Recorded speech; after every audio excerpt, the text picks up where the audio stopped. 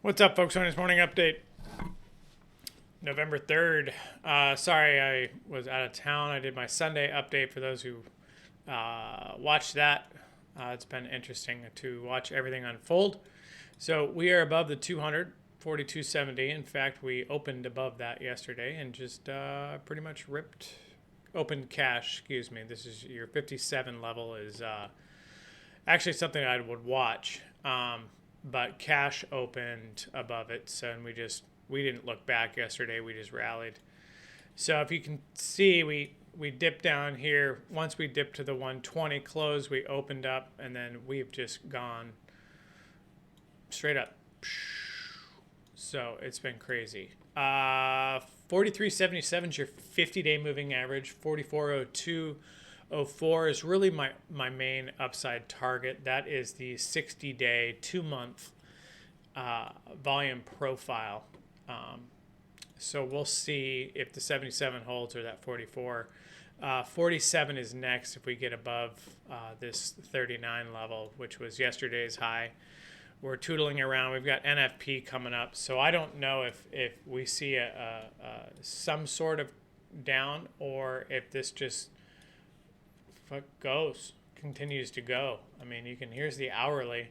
Here's your 120. We do have a 136 gap here, 4136 futures gap. So I'd keep that in mind. At some point we'll revisit that, but I don't know when. I mean, that could be, in a few days at this juncture or next year. I don't know. Here's that 4402, but we've kind of come up and we had that great move down right into volume supply and then right back up. Pivots today, 43.10, it's okay. 43.62, 43.92, these are okay.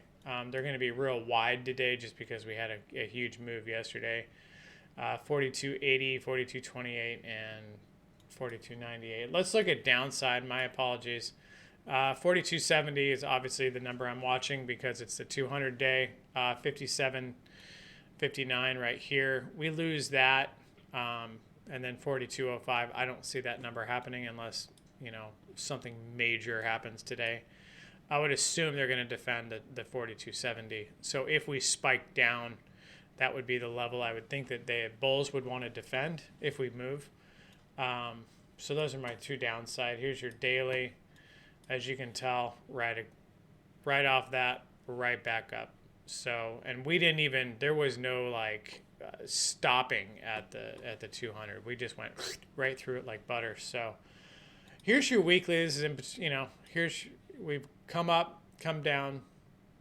Last year, October, we tested the 200 day on the weekly. We kind of been grinding up. Now, technically that is a lower high. So in my mind, this should roll over unless we get back above, that 46.37, 46.40 area. But I mean, you had two solid down weeks right into this and then pop. I mean, look at that reversal this week. So we'll see if that continues. I don't know right now. It's very interesting.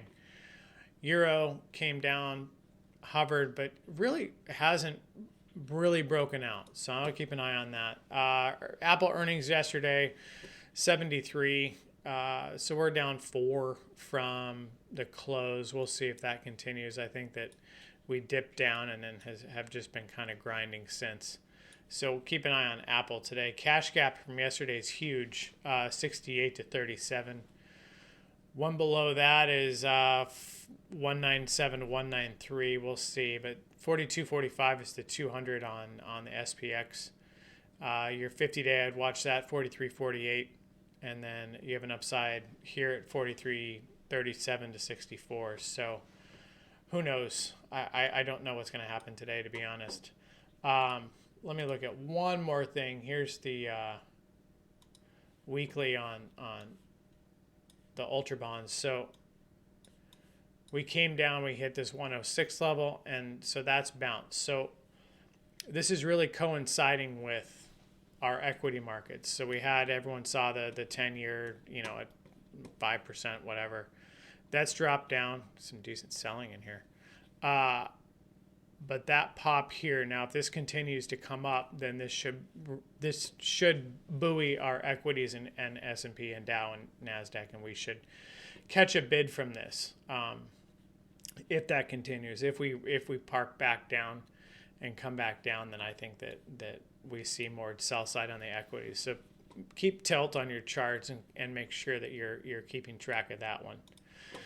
Other than that, it's Friday.